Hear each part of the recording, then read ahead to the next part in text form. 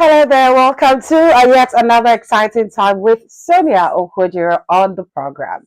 So today we're going to be looking quickly at the topic, divorced, what next? Are you a divorcee? The question, what next, is what we're going to be talking about today. Don't touch it.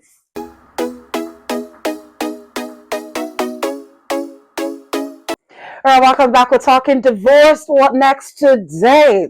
Exciting topic, I must say. I'm sure you want to find out exactly what is on the chapters of the pages of your life as a divorcee.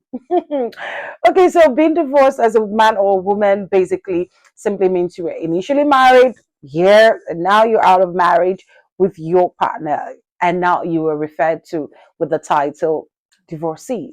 Divorced, you are divorced. So yeah, for some persons, being divorced means the end of the world, especially in Africa, Nigeria, where we have the female gender now suffering the label of being divorced. You know, stigmatization. That's the word.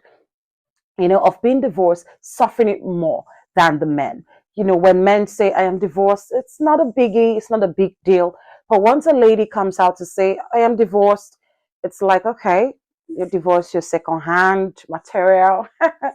Someone has dumped you officially, not the ex-boyfriend kind of thing like marriage. Someone has officially dumped you.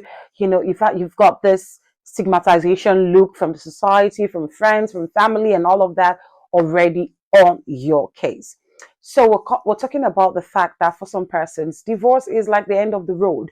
Some persons go into serious depression. It's a very serious topic. I'm trying to make light of it anyway.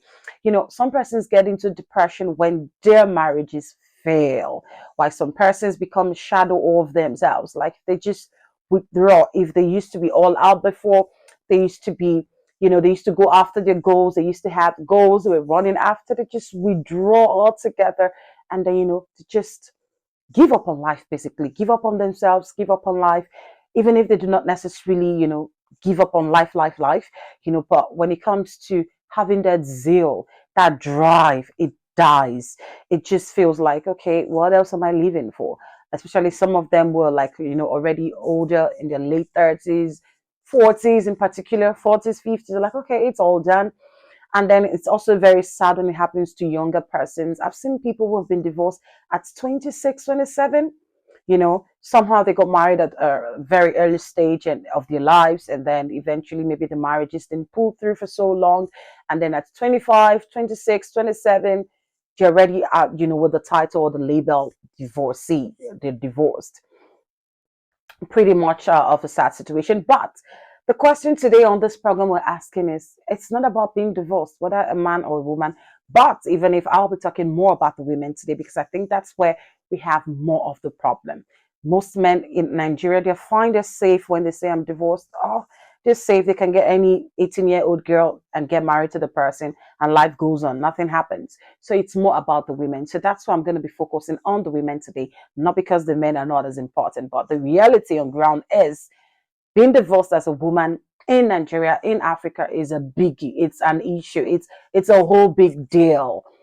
Why are you doing divorce in the first place? Something is wrong with you. Lots of questions, lots of backlashes and all of that, lots of stigmatization that comes with it. But let's talk about what next today.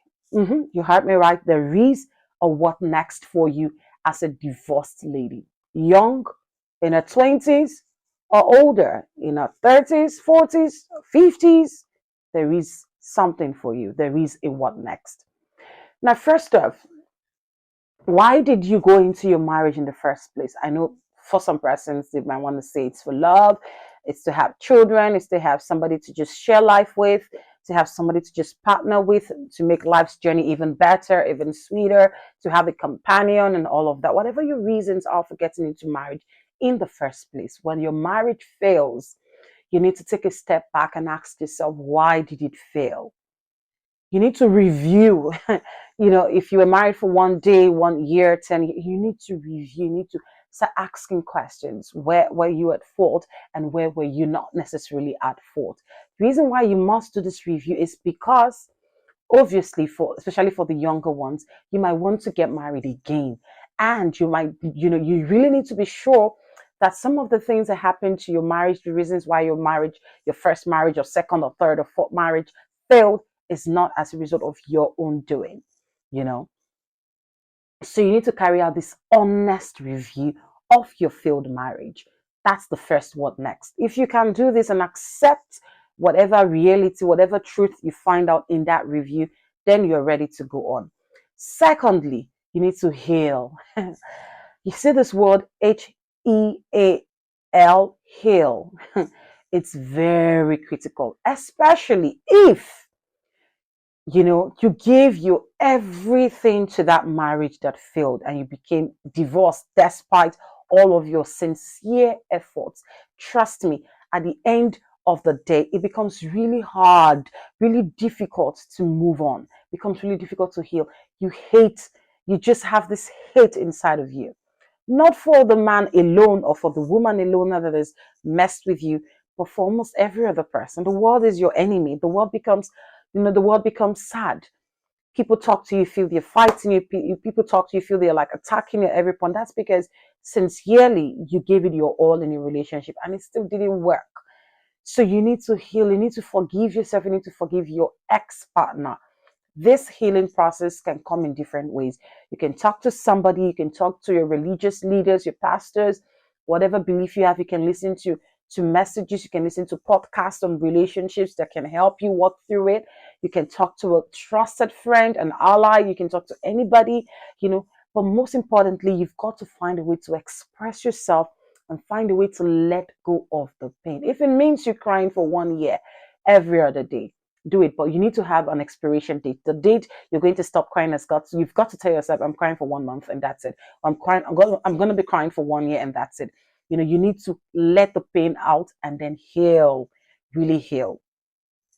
When you've successfully done that, then comes the real what next. What next is, as a woman in particular, like I said, you dust yourself up and tell yourself, what were my life goals before this man? Outside companionship, children, procreation, and every other reason why people get into marriage in the first place, there is you in the marriage. Your individuality is not supposed to be lost in marriage. And now that you're out of marriage, it should not be lost either.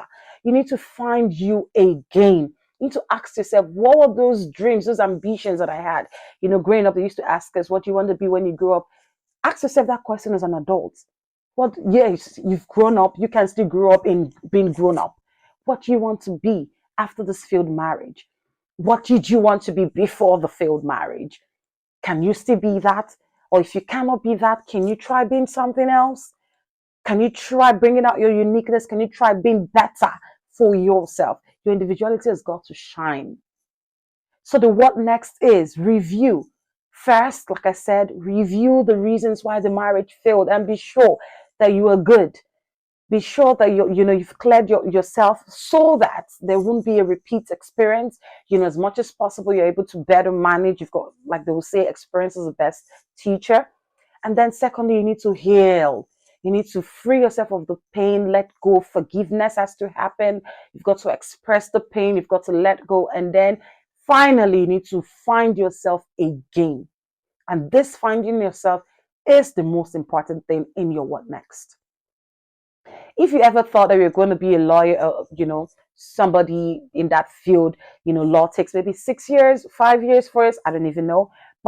And you tell yourself you're already in your 30s or 40s and divorced, maybe you got married, you started birthing children that made you not to, follow through with your passion of your childhood days.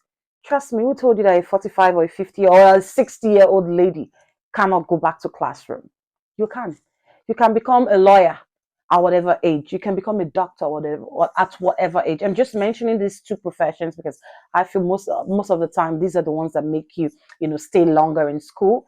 You know, you can dust yourself up and get back to it. Who told you you cannot sit for your O levels, your ordinary level, your school, senior secondary school certificate examinations? Who told you you can't sit for it in your 30s?